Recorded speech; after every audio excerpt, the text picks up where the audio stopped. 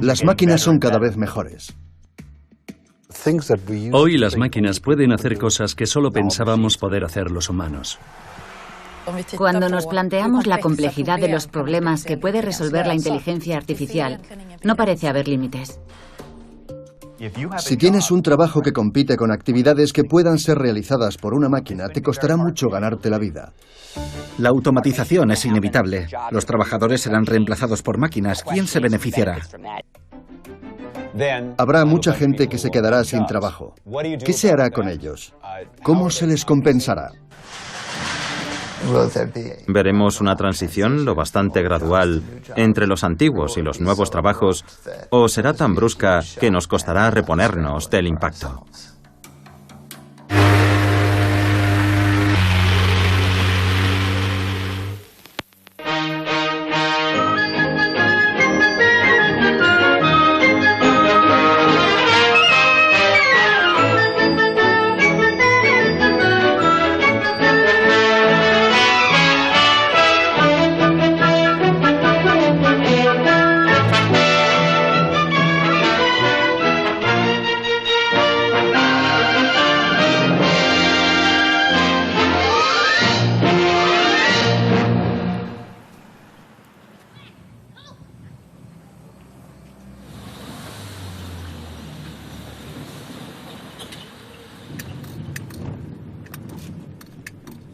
Nos encontramos en Newburgh, Nueva York, en el barrio de Washington Heights, más concretamente en el Valle de Hudson, a 1 hora y media más o menos de Nueva York. Antiguamente era una próspera ciudad industrial. Hoy hay cantidad de edificios vacíos y mucha gente pobre y desempleada. Antes la ciudad estaba más poblada, los edificios estaban más llenos, las fábricas estaban llenas. Y se puede ver en qué estado se encuentra ahora todo. El estado de deterioro en el que se encuentra.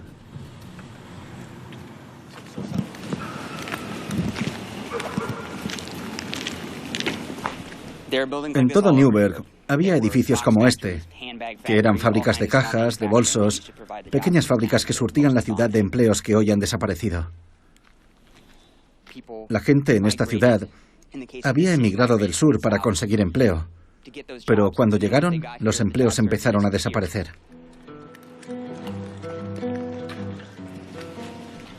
Algunas fábricas se trasladaron a China o México porque podían producir más barato. También a otros estados de Estados Unidos. Los empleos se esfumaron de un día para otro.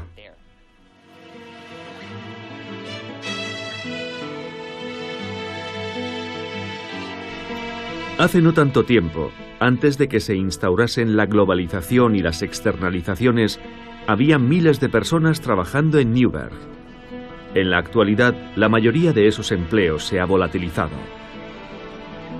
Y Newburgh está lejos de ser una excepción. Desde finales del siglo pasado, el mismo destino se ha abatido sobre todas las ciudades, pequeñas o grandes, del mundo occidental. Millones de empleos del sector industrial han emigrado a países de Europa del Este o Asia, donde los salarios son inferiores.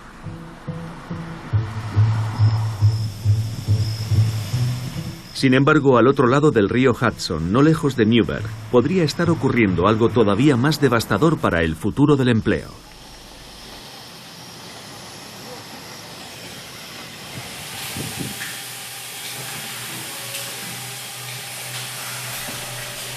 Este es Baxter y trabaja en la fábrica.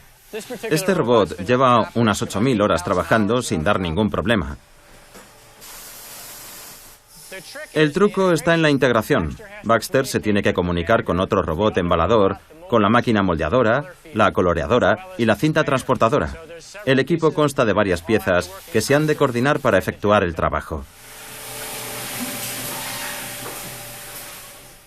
Antes teníamos 2 empleados, ahora tenemos uno solo por turno. Es el siguiente paso en una evolución que comenzó hace ya tiempo, pero que parece haber entrado en una nueva fase más acelerada, la automatización. Algunos trabajos ahora están automatizados, por lo que son mucho más fáciles.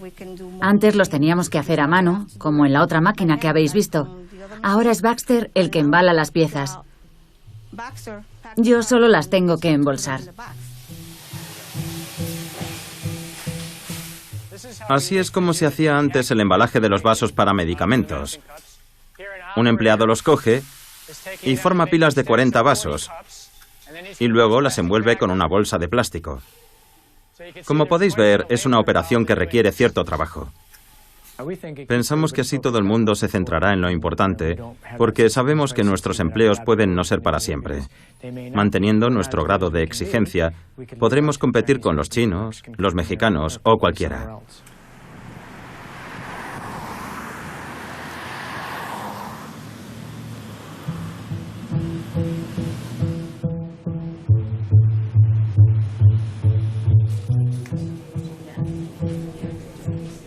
Las máquinas han escapado de sus jaulas y ahora están entre nosotros. El Hospital Camino es famoso por sus innovaciones y su uso de la tecnología. En el nuevo edificio introdujimos la noción de robots de transporte.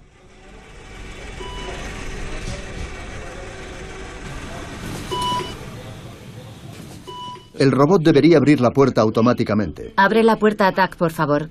Es un robot farmacéutico y está tratando de acceder a la farmacia, que es una zona restringida.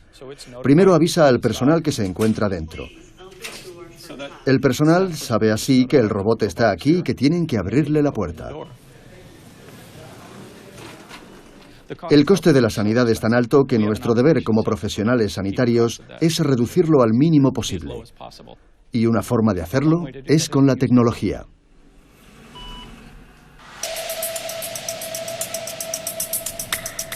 La automatización puede entrañar grandes beneficios. Esta es una de las soluciones de almacenamiento de artículos al por menor más eficiente del mundo. Esto es un sistema automatizado de obtención de pedidos. Hemos dividido el suelo en cuadrículas para que los robots se puedan desplazar siguiendo un patrón cuadrado. Lo que hacen es buscar los artículos que necesitamos para satisfacer los pedidos de nuestros clientes. Cuando un cliente hace un pedido en alguna parte del mundo, los artículos que comprende su pedido han de ser localizados y transportados. Tenemos cerca de 200 robots, que probablemente sean equivalentes a unas 600 u 800 personas o incluso 1000. Es un sistema muy eficiente. Nuestra productividad se ha multiplicado por 4 o 5 con respecto al trabajo manual.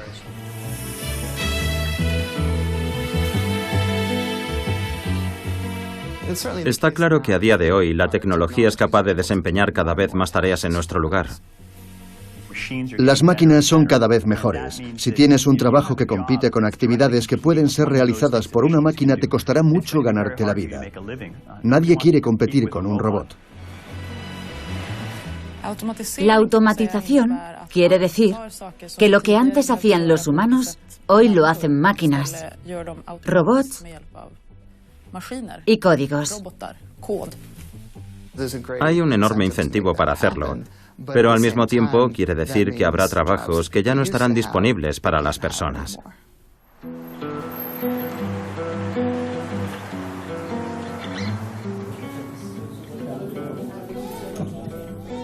Al lado de estas fábricas robotizadas, cada vez son más las personas que acuden en masa a este tipo de lugares, los servicios de empleo, con la esperanza de encontrar trabajo. Solo busco trabajos a tiempo completo, con seguro médico. Todo depende de las necesidades de cada uno.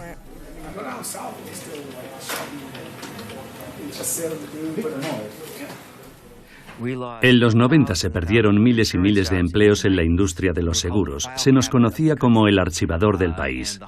Y se supone que la oficina de correos de Hartford era la más concurrida de todo Estados Unidos porque la industria de los seguros era una actividad basada en el papel. Son trabajos que ya no existen porque ahora todo se hace online, por ordenador. Hola, me llamo Bob.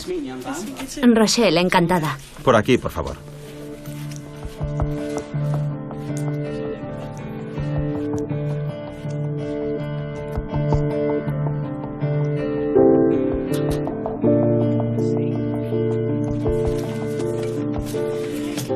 Bueno, como te dije, me llamo Bob. Déjame despejar esto. Buscas asesoramiento para desarrollarte profesionalmente, ¿verdad? Sí. Bien. Tengo 26 años. He estudiado en la universidad, pero aún no me he graduado. Me queda 1 año y medio. Ahora prefiero centrarme en trabajar. Siempre puedo retomar mis estudios. Normalmente, ¿cómo haces para buscar trabajo? Lo primero que hago es poner al día mi currículum. La mayoría de los empleos requiere una licenciatura o cualquier título en un campo específico o en cualquier otro relacionado con ese trabajo, por lo que será más difícil de conseguir. Actualmente una licenciatura equivale a un diploma universitario. Todo depende del trabajo que busques. Estoy abierta a todas las posibilidades. Vale, te buscaremos algo.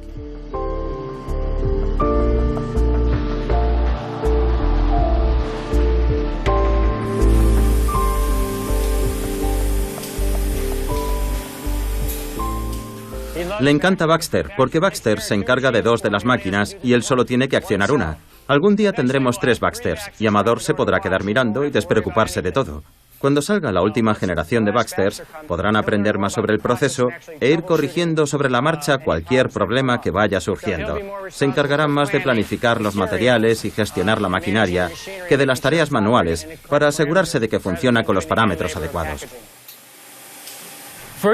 Prácticamente todas las compañías de robótica dicen que no piensan reemplazar a los trabajadores.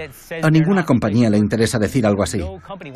Aunque la automatización no implique destruir empleos ahora mismo, probablemente sí se estanque la creación de empleos en el futuro. Veremos que cada vez se generarán menos puestos para las personas. Así que hay que saber separar, digamos, la realidad del marketing.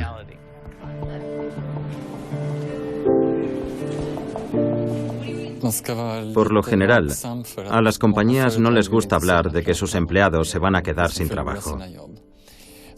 En vez de eso, prefieren hacer hincapié en el hecho de que están reentrenando a su personal. Pero eso puede resultar difícil, porque las máquinas de antes podían ser manejadas por trabajadores poco cualificados, mientras que las de hoy requieren una formación más avanzada. Y esa transición va a ser difícil de llevar a cabo. También se dice que si gracias a los robots las fábricas se vuelven más competitivas en Estados Unidos y en los países más desarrollados, algunas fábricas podrían volver de China, pero no habría muchos empleos porque estarían plenamente automatizados.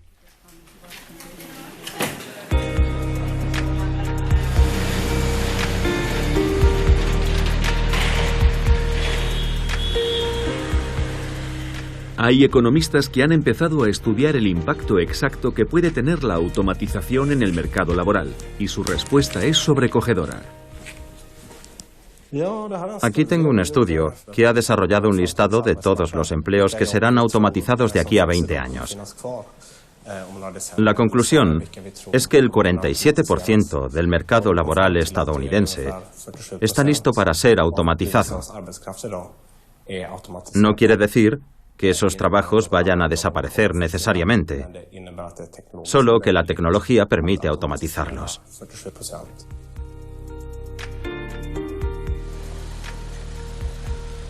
La mitad de los trabajos que existen en la actualidad son susceptibles de ser automatizados en los próximos 20 años.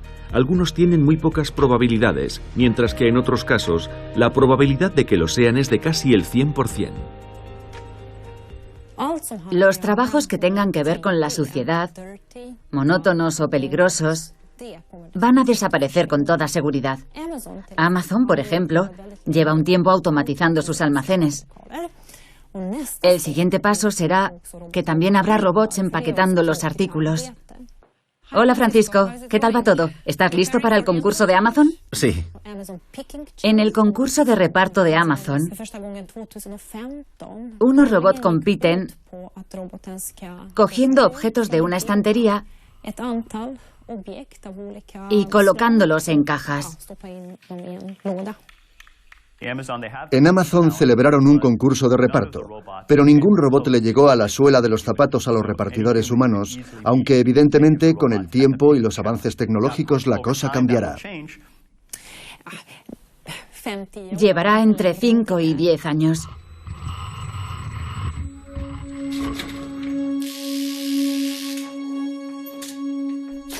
Los humanos y las máquinas han tenido una relación de amor complicada desde el principio. A la gente siempre le ha preocupado el desempleo tecnológico. Hace casi 200 años, en Inglaterra, los luditas destrozaban los telares mecánicos preocupados porque les quitaran el trabajo. Los artesanos de la tejeduría estaban preocupados porque su mismo trabajo se podía realizar mucho más rápido con una máquina. Y eso les causaba una honda preocupación. Se preguntaban qué iba a ser de sus oficios. Los artesanos eran un grupo importante, pero no la mayoría de la sociedad.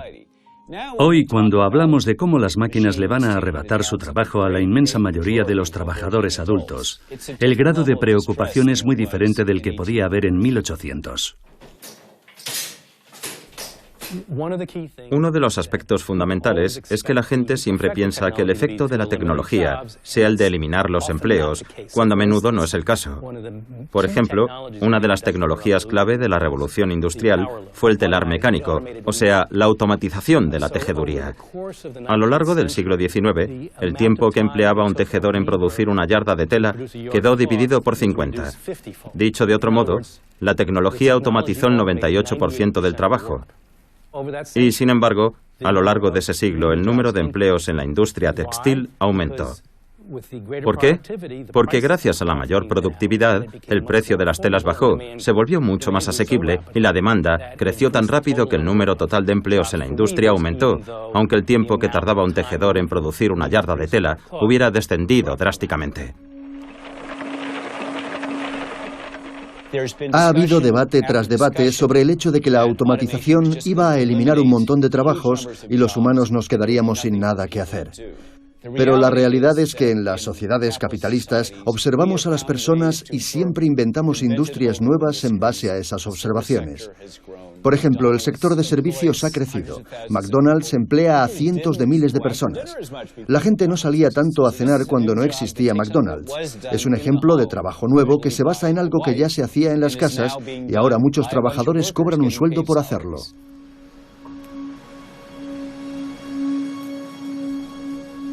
Ese miedo a que las máquinas sustituyan a los trabajadores existe desde hace 200 años y siempre ha sido una falsa alarma.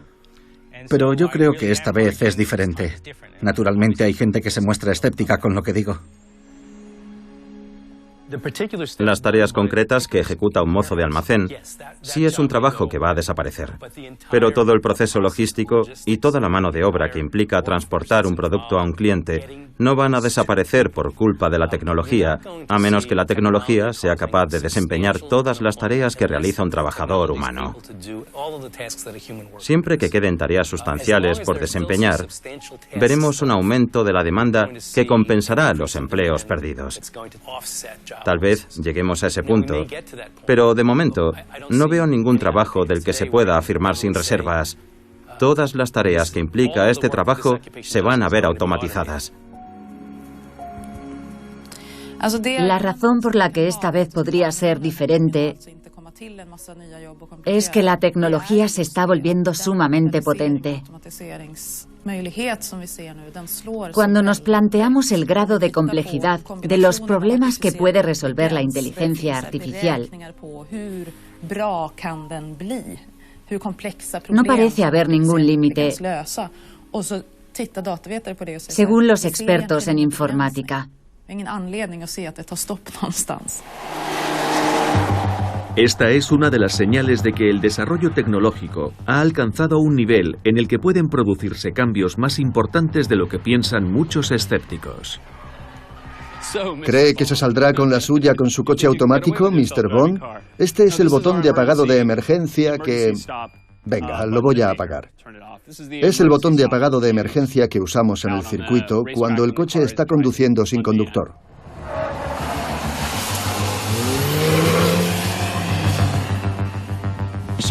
Llevo desde 1992 trabajando en el campo de los vehículos automatizados.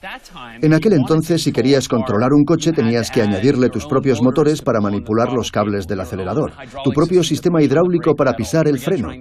Y olvídate de cambiar las marchas. Hoy, en cambio, los coches que salen de las fábricas son básicamente plataformas para la automatización. Hemos llegado a un punto en el que es posible que un coche se conduzca solo en un entorno relativamente sencillo. Si conseguimos reducir la velocidad a la hora de aparcar, problema resuelto. Y si nos planteásemos restringir las autopistas a un solo carril, es algo que podría hacer un coche automático. Nuestra meta es desarrollar un coche que sea capaz de conducir aún mejor que el mejor conductor humano. No hace mucho se veía como algo imposible el que un coche pudiese operar por su cuenta en un entorno tan complejo como una ciudad. Hoy la pregunta no es si es posible que las calles se llenen un día de coches autoconducidos, sino cuándo. Mucha gente cree que conducir un coche es un reto extraordinario y que no lo veremos en un futuro inmediato, pero las tecnologías evolucionan a un ritmo sorprendente. Los desarrollos suelen ser sorprendentes en términos de lo rápido que se mueve todo. Muchas de las tareas que antiguamente nos parecían imposibles de automatizar son automatizables o lo serán pronto. Incluso cosas que asociamos con el puro esfuerzo mental, como escribir un texto. Estamos en la sala de redacción de Los Angeles Times, donde cientos de personas trabajan para publicar un periódico impreso y una web que se actualiza a las 24 horas. También hay un equipo de reporteros y programadores informáticos que trabajan para transformar datos estructurados en noticias, en historias. Hay un par de compañías que están automatizando el periodismo. Cada segundo, más o menos, se publica una noticia generada a través de un proceso automático y en muchos casos puede rivalizar con lo que podría escribir un ser humano. Esta noticia ha sido redactada enteramente por un ordenador. Registrado un terremoto leve de magnitud 3,5 en la mañana del domingo a 18 kilómetros de Fort Bragg, según el Servicio Geológico de Estados Unidos. Esta información proviene del Servicio de Notificaciones de Terremotos del Servicio Geológico de Estados Unidos. Este texto ha sido creado por un algoritmo. ¿Cuál ha sido la magnitud del terremoto? ¿Cuándo y dónde se produjo? Esa misma frase puede crearse en referencia a cualquier terremoto a los pocos segundos de producirse, lo que nos permite publicar la noticia y obtener casi al instante la base misma de la información.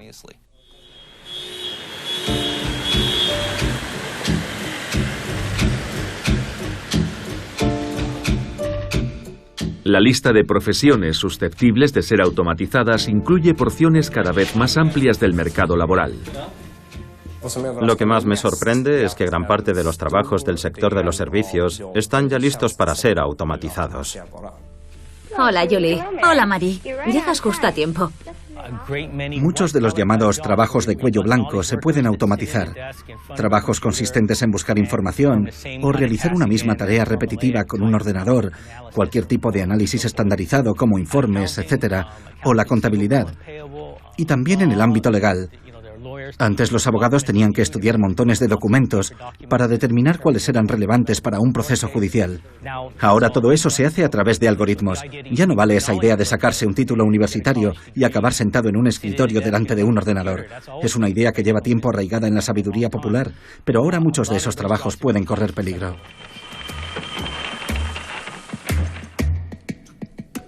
Los ordenadores se están volviendo increíblemente rápidos e inteligentes, y eso va a eliminar todos los empleos que tienen que ver con los hechos.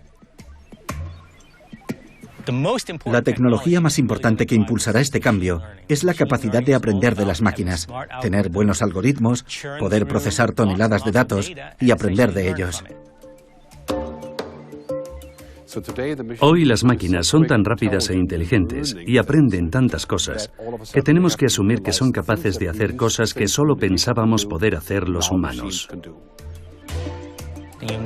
Hay programas informáticos capaces de reconocer imágenes al nivel de los seres humanos.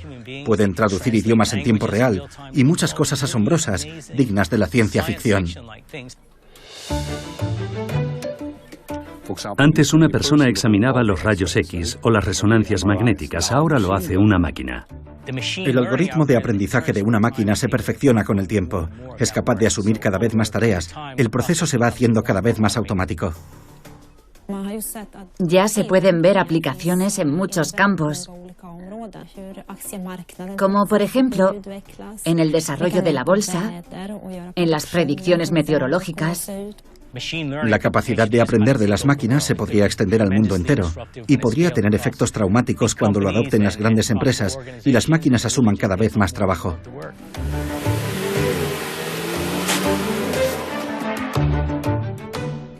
Dentro de 20 años no creo, pero dentro de 50 es posible. Creo que todo el proceso de automatización es algo que va a llevar mucho más tiempo, pero habrá un efecto de demanda.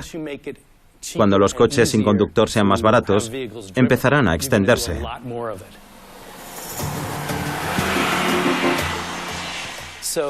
Está claro que hay un sector de la población que conduce y que se dedica solo a eso, cuyo trabajo podría peligrar. Pero la gente que conduce también hace otras cosas. ¿Puede un coche coger tus maletas y meterlas en el maletero? Quizá no. Es cierto que de momento no estamos viendo un gran impacto sobre el mercado laboral, pero tenemos que proyectarnos en el futuro y preguntarnos qué impacto tendrá. La mayoría de estas tecnologías todavía está en pañales. El ejemplo más evidente es el de los coches sin conductor, que de momento no se están usando, pero sabemos que es una tecnología emergente. Llegará un día en el que desbancará a los taxistas, transportistas y demás. Y esto podría suceder muy rápido. Los alarmistas, aquellos que creen que esta vez nos enfrentamos a algo nuevo, aseguran que los escépticos no entienden el poder exponencial de la tecnología. Nos cuesta mucho entender la función exponencial porque los humanos somos lineales. Nosotros funcionamos así y la tecnología así. La mayor carencia de la mente humana es su incapacidad de entender la función exponencial. La función exponencial deriva de la ley de Moore, que afirma que cada 18 meses la tecnología duplica su capacidad y baja de precio. Las funciones exponenciales crecen muy despacio y la gente se pregunta ¿por qué no avanza todo más rápido? Cuando los chips duplicaban su potencia, la diferencia no era tan grande. Hasta que llega un momento en el que la función exponencial despega de verdad. Ahora mismo duplicamos el número de transacciones. De 1.000 millones hemos pasado a 2.000. Es una diferencia enorme. Y nos sorprendemos con lo rápido que se mueve todo. A este ritmo, para el año 2025, un ordenador tendrá la misma capacidad que un cerebro humano. Para 2050, tendrá la misma capacidad que todos los cerebros del mundo. Apenas nos hacemos una idea de lo potentes que serán. Yo diría que entre los expertos es probable que esté ganando terreno la idea de que la tecnología va a crear desempleo más que en cualquier otro periodo desde los años 50. Creo que hay más gente que duda del desempleo tecnológico que gente que cree en él. Pero probablemente haya más gente que cree hoy en él que en ningún otro periodo desde los años 50. Es una cuestión que no se ha debatido aún lo suficiente, pero que despierta un interés creciente, en parte por la aceleración de la tecnología y en parte porque parece que va a afectar a la clase media. Cuando los empleos de cuello blanco, bien remunerados, que tienen que ver con procesar información, sean reemplazados por programas informáticos, la situación será más grave.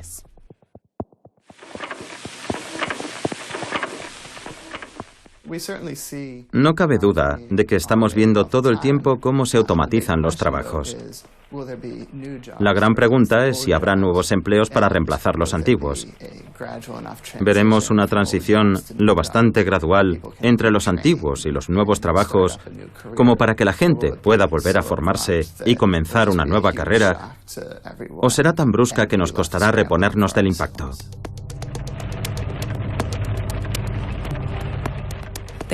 Se crearán nuevos empleos, pero tenemos que aceptar que no sabemos cómo van a ser. Hoy existen trabajos que no existían hace 10 años. Los expertos en redes sociales ostentan cargos que ni sus propios jefes son capaces de pronunciar.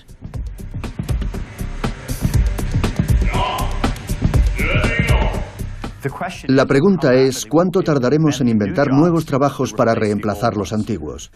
Y los datos de los que disponemos sugieren que los salarios medios son más bajos hoy que hace 20 años, y que la proporción de empleos por habitante es más baja hoy que hace 20 años.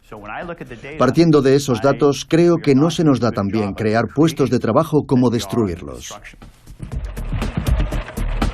El desarrollo tecnológico conlleva un problema inherente, y es que cada nueva revolución tecnológica implica una necesidad menor de trabajadores. A día de hoy, las compañías que más valor generan emplean a una fracción de los trabajadores a los que empleaban hace tan solo una generación. Hay cierto tipo de tecnologías que permiten efectuar un gran volumen de trabajo sin mucho personal. Y ese es uno de los aspectos más fundamentales de los ordenadores, porque los programas informáticos pueden repetirse una y otra vez. Google es un buen ejemplo. Con un número relativamente reducido de trabajadores, puede ofrecer sus servicios, en este caso, búsquedas por Internet, a una cantidad ingente de clientes.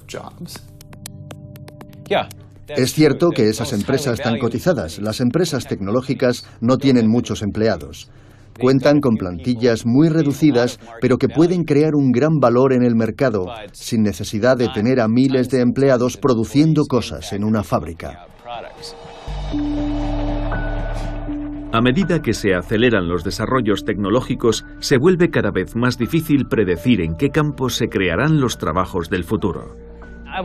A los jóvenes les diría que una carrera segura es el campo de la sanidad, sobre todo los enfermeros y los médicos, que tratan directamente con los pacientes. Son profesiones seguras, hasta donde podemos predecir. Los trabajos del futuro residirán en dos ámbitos. Primero, la ciencia, la tecnología, la ingeniería y las matemáticas. Y segundo, las humanidades, la educación y la creatividad. Vemos que hay muchas categorías profesionales que se están extinguiendo y otras que están creciendo. Es lo que los economistas conocen como elasticidad de la demanda. Las profesiones que crecen son aquellas que requieren una competencia interpersonal como el coaching, la creatividad y la emprendeduría. Una de las cosas más divertidas que hago ahora es diseñar juguetes. Creo que es lo que más disfruto. Y todo viene dentro de esta pequeña maleta. Es muy fácil de transportar. Buen chico, bravo. Antes tenía un trabajo fijo en una empresa de marketing. Me gustaba. No era uno de esos trabajos de levantarte por las mañanas y decirte, Dios mío, tengo que ir a trabajar. No estaba mal, pero llegó la recesión y me despidieron. Pensé, no pasa nada, encontraré otro trabajo sin problemas. Se me da bien adaptarme a las cosas. La verdad es que nunca tuve ningún problema hasta que, al cabo de unas 2 o 3 semanas, me vi yendo a entrevistas para trabajos que ofrecían la mitad de mi sueldo y compitiendo con 300 candidatos. Y comprendí que probablemente no me fueran a coger, porque la cosa se alargó unos 6 meses.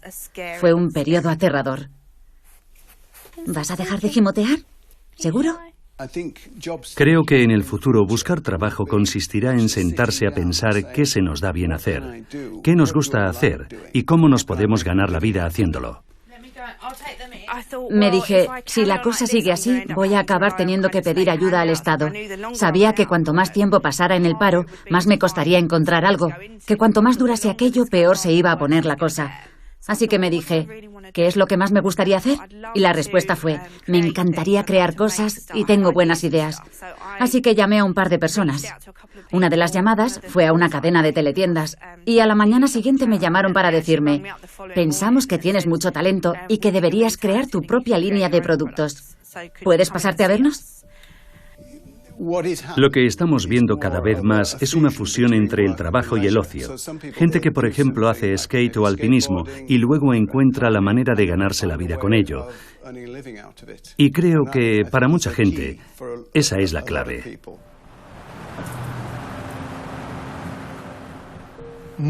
La mayor parte de mi vida he estado trabajando para una empresa. En 2011 me despidieron. Y lo cierto es que fue un alivio, porque no me llevaba nada bien con mi jefe.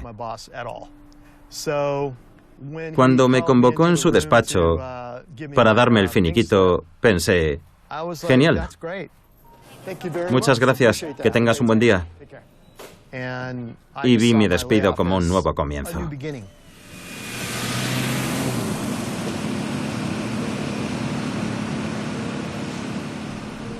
Hay quien no ve las máquinas como un problema.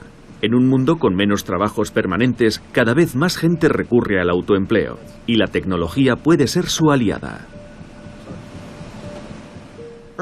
A comienzos de 2012 empecé a conducir un taxi. Llevaba poco tiempo haciéndolo cuando vi un anuncio de una compañía llamada Sidecar. Sidecar es una aplicación de móvil que te permite llamar a un conductor que pasa a recogerte y te lleva a donde quieras.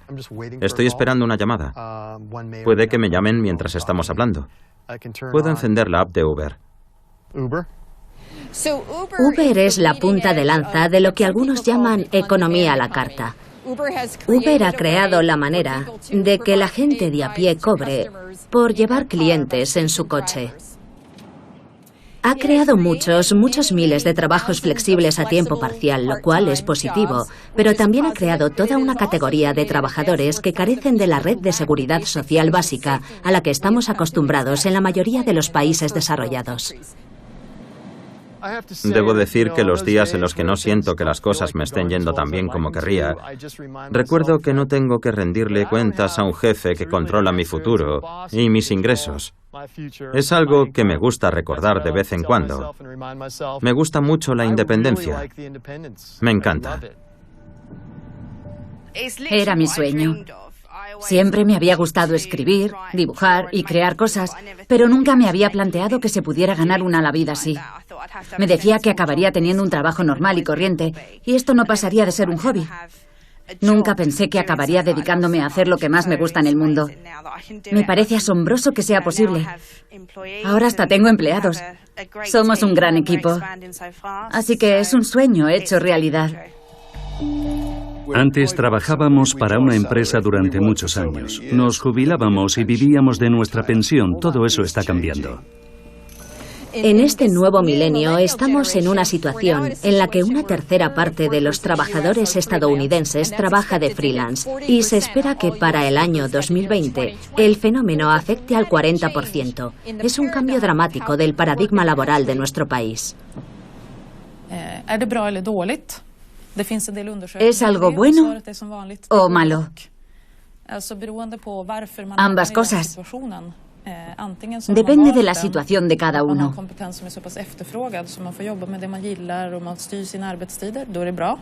Es algo bueno si tienes clientes y trabajas en algo por decisión propia. Pero si te autoempleas solo para llegar a fin de mes, es mucho más estresante.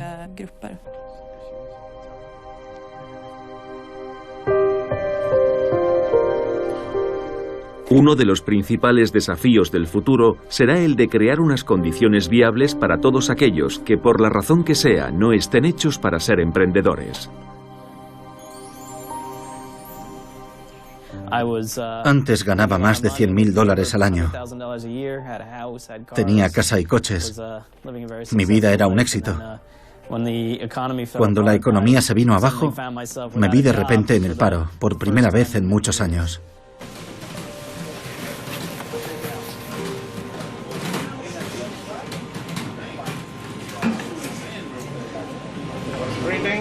Estamos en Pausa para Comer, en Nueva Jersey. Cuando este establecimiento abrió sus puertas en los años 80, era un comedor que ayudaba a los indigentes y los drogadictos a salir del paso. Hoy la imagen es muy diferente. Viene gente que tiene 2 o 3 trabajos, gente que tiene un sueldo fijo y el motivo por el que vienen es que, bueno, no ganan lo suficiente.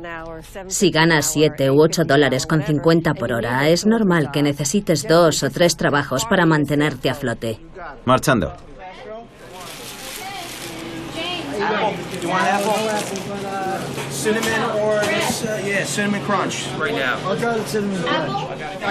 Acababa de comprarme un Chevrolet nuevo de 2012, pero tuve un accidente. Me dieron siniestro total y no tenía seguro. Así que perdí unos $13.000. Ahora mismo estoy intentando levantar cabeza. El subempleo se da cuando no trabajas las suficientes horas y no ganas lo suficiente como para sobrevivir. No es un concepto nuevo en muchos lugares del mundo, pero en un país tan rico como Estados Unidos es un tanto desconcertante darse cuenta de que uno puede trabajar a lo mejor a tiempo completo o más y aún así no ser capaz de mantener a su familia. En Estados Unidos han aceptado una situación en la que, en general, hay menos gente empleada en el mercado y con peores sueldos.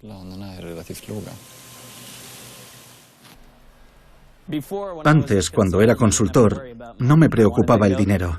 Si quería llevar a mi familia al cine, lo hacía y punto. No había que darle más vueltas. Ahora me lo tengo que pensar bien. Si quiero cenar fuera, tengo que recortar otro gasto. Y aunque trabajo aquí, también soy un cliente más. Y de no ser por este tipo de lugares, no tendría nada que llevarme a la boca. Pausa para comer empezó siendo un comedor popular.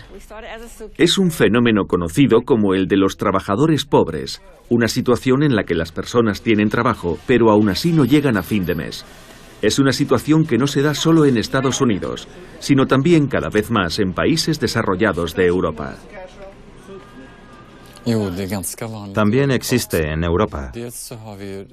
En países como Italia y Francia hay muchos de estos trabajadores pobres, sobre todo en la economía sumergida.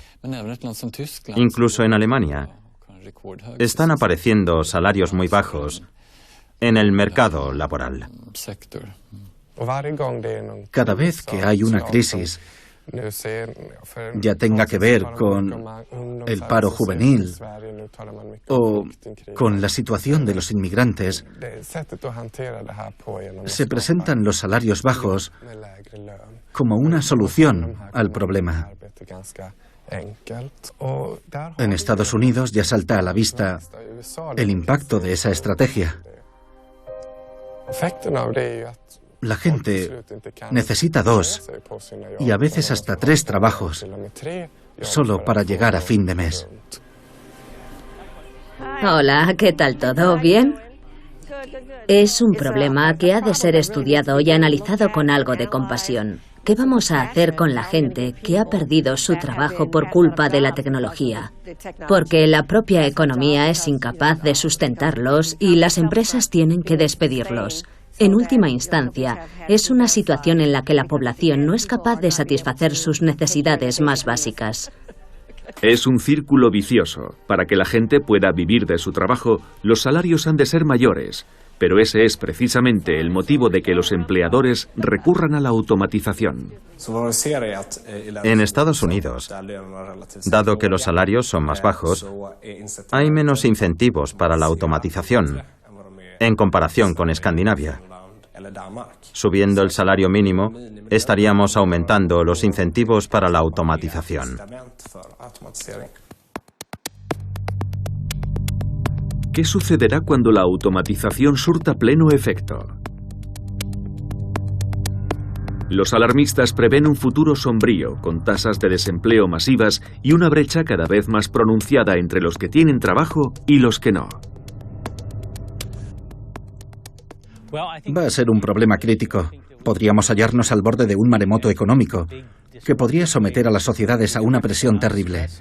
Habrá protestas en masa, agitación social. Estaremos destruyendo la economía porque ¿quién va a comprar los bienes y servicios que produce la economía si la mitad de la población no tiene trabajo? Es muy importante que la gente empiece a plantearse lo que pueden suponer la inteligencia artificial y la robótica para nuestra economía y que fomentemos un debate sobre las posibles soluciones a los problemas que se crearán. Una estrategia consistiría en regular determinadas aplicaciones de la tecnología en un esfuerzo por impedir la automatización del empleo. Una alternativa a la automatización generalizada podría ser una política que regule la automatización, de tal forma que no automaticemos tanto como podríamos, o por lo menos que automaticemos siguiendo una serie de pautas, un determinado calendario. La idea es que la tecnología nos da la opción de automatizar ciertas actividades, pero no es una opción obligatoria. Históricamente hablando, defender a toda costa los empleos contra la automatización nunca ha sido una causa muy viable. En el sindicalismo moderno hay un deseo de trabajar con la tecnología, pero a la vez está el deseo de proteger los empleos y a veces son cosas contradictorias. Un buen ejemplo son los periódicos. Los trabajadores de las imprentas han prolongado una tecnología que se habría extinguido, de no ser por los sindicatos. No parece probable que las empresas individuales o las naciones opten por limitar la automatización a través de una serie de normas y regulaciones a modo de estrategia para salvar empleos. Sí, cabe esperar que toda compañía, ya sea una corporación, un ejército o un gobierno, use la tecnología para reducir los costes, aumentar la eficiencia, rendir más y tener una relación mejor con sus clientes. Ese es precisamente el problema. Que un país no puede frenar la automatización con tal de salvar los empleos. El efecto sería justo el opuesto. Se perdería competitividad y los empleos desaparecerían aún más rápido.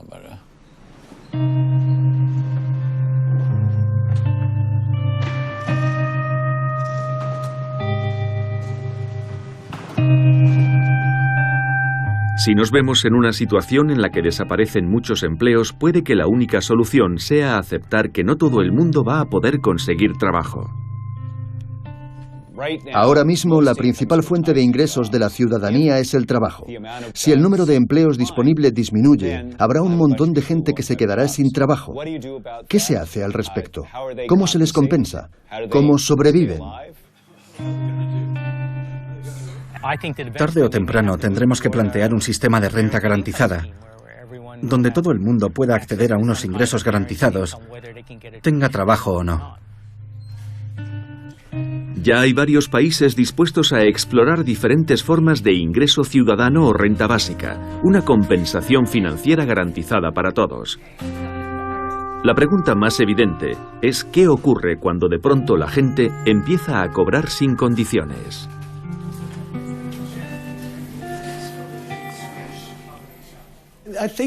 Cuando se fomenta un sistema que le pone las cosas en bandeja a su población, puede tener un efecto destructivo. La gente no es feliz quedándose en casa sin hacer nada y sacándole dinero al Estado. Pero si existe esa posibilidad, se dirán, bueno, ¿por qué no? No genera ningún incentivo para que la gente cree cosas. Desde luego no es un incentivo para alguien como yo, que se desvive para ganar dinero y poder dar trabajo y un sueldo a los demás. ¿Qué incentivo tendríamos para seguir haciendo algo así si hay gente que cobra por no hacer nada? En muchos países hay un fuerte apoyo al salario mínimo, pero no a la renta básica. Se presupone que es necesario que todo el mundo trabaje para producir las cosas que necesitamos como sociedad. Y no es así. Podemos producir esas cosas con menos mano de obra o menos horas de trabajo.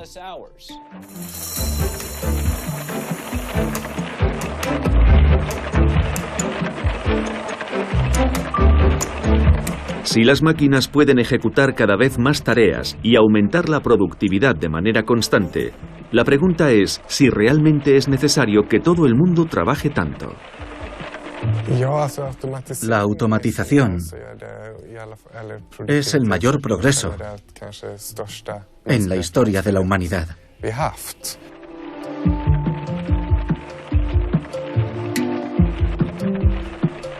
La productividad es la medida de lo que producimos en relación con el número de horas que trabajamos. Es una cifra que se ha multiplicado numerosas veces a lo largo de la historia, lo que ha permitido mejorar las condiciones de trabajo y los salarios. La semana laboral se ha ido reduciendo por etapas hasta 40 horas, y las vacaciones pagadas han pasado de ser de tan solo 4 días hasta 5 semanas en muchos países occidentales. A lo largo del siglo pasado, la productividad se ha multiplicado por 20. Uno de los economistas más importantes del siglo pasado, John Maynard Keynes, predijo que para el año 2000 los avances tecnológicos permitirían reducir la semana laboral a tan solo 15 horas, de forma que cada cual podría dedicar su tiempo libre al ocio. Pero como todos sabemos, eso no llegó a producirse. En los años 80 ocurrió algo. La productividad volvió a duplicarse, pero los salarios y la semana laboral no cambiaron. El problema es que no nos hemos beneficiado de esto, creando más libertad para la gente.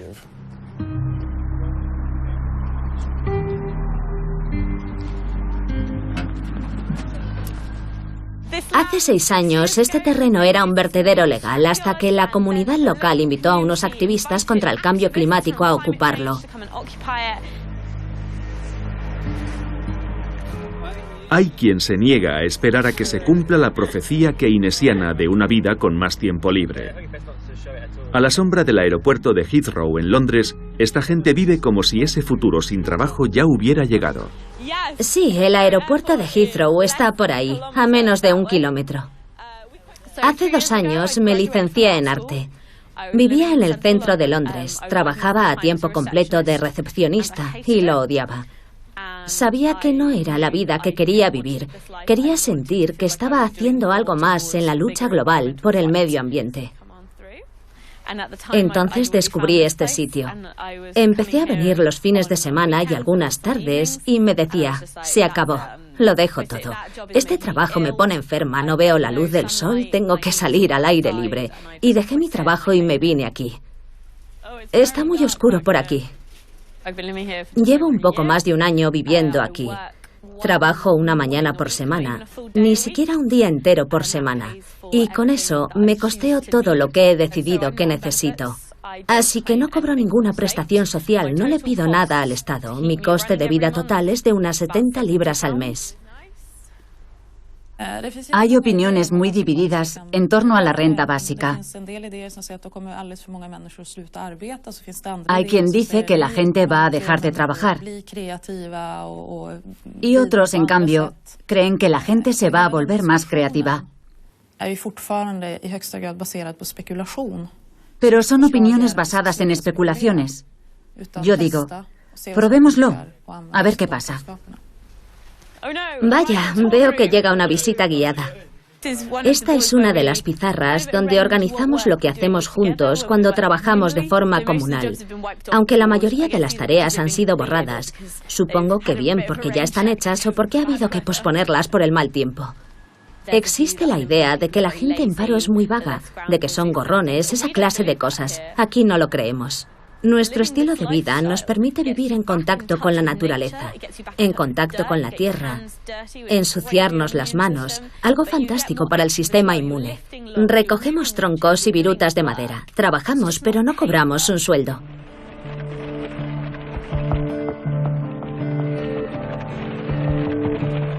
Una cosa está clara. Nos tenemos que preparar para un futuro en el que vamos a convivir con las máquinas, nos guste o no. Y puede que tengamos que hacerlo mucho antes de lo que pensábamos. Ahora mismo estamos en un punto en el que hay por lo menos 20 tecnologías a punto de despegar, desde la nanotecnología hasta la computación en la nube. Tarde o temprano, esas tecnologías desarrollarán todo su potencial y empezarán a tener un impacto en todas las industrias y ocupaciones tradicionales que ahora emplean a millones de personas. Tendrá un impacto traumático. No se debate lo suficiente. Los científicos tienen la responsabilidad de informarnos de lo poderosa que se está volviendo la tecnología. A largo plazo nos podríamos enfrentar a una situación en la que tendríamos que replantearnos toda nuestra organización social. Cuando empiecen a desaparecer trabajos por culpa de la automatización, tendremos que encontrar nuevas soluciones. ¿Seguirá la renta siendo proporcional al trabajo en el futuro? Los políticos tienen que plantearse qué impuestos hacer pagar a las empresas. Si un robot es el que desempeña un trabajo, ¿a quién se le cobran los impuestos?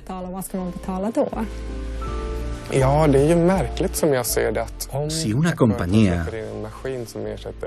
decidiera, por ejemplo, sustituir a 100 empleados por robots, entonces dejaría de haber una base imponible viable.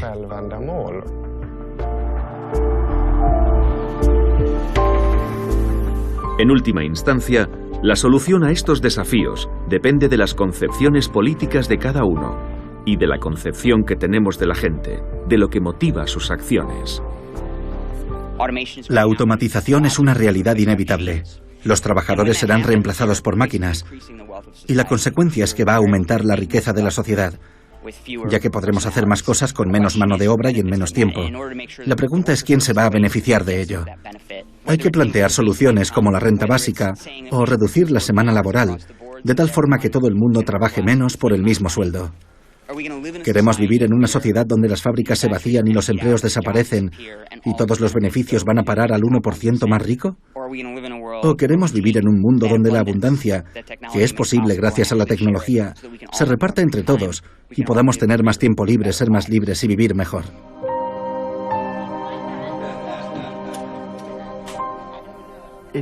En sí misma, la tecnología no es una cosa buena ni mala. Es una herramienta y hoy esa herramienta es más poderosa de lo que ha sido nunca en la historia. Así que depende de nosotros cómo decidimos usarla.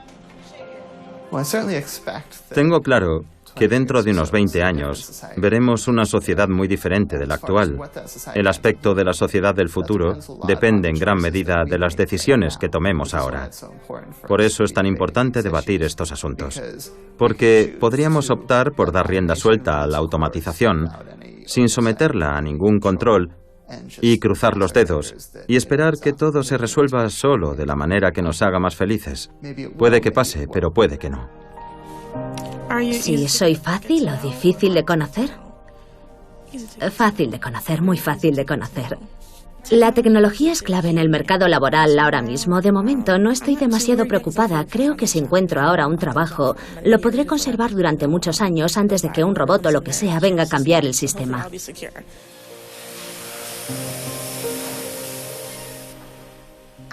No soy tan joven, así que no me van a despedir, no. Me veo jubilándome aquí. Me encanta mi trabajo. Yo ganaba mucho dinero ayudando a compañías a ganar aún más dinero y era infeliz.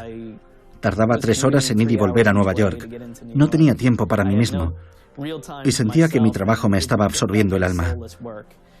Ahora me encuentro mejor emocionalmente porque sé que con mi trabajo estoy ayudando a los demás. Creo que cuando nos liberemos de la esclavitud del trabajo a tiempo completo y del consumo para trabajar solo a tiempo parcial, le podremos dedicar más tiempo a nuestros amigos, a nuestra familia, a nuestros vecinos, a cuidarnos y cuidar de los demás. Así es como veo yo el futuro.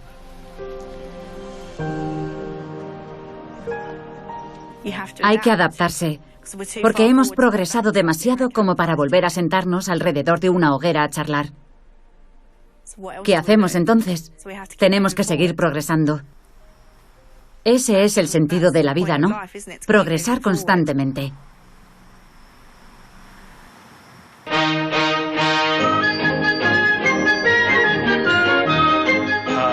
Steve, ¿lo quieres accionar?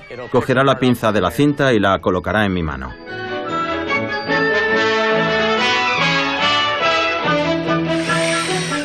Deberíamos haberlo previsto en el software. Lo vamos a reprogramar.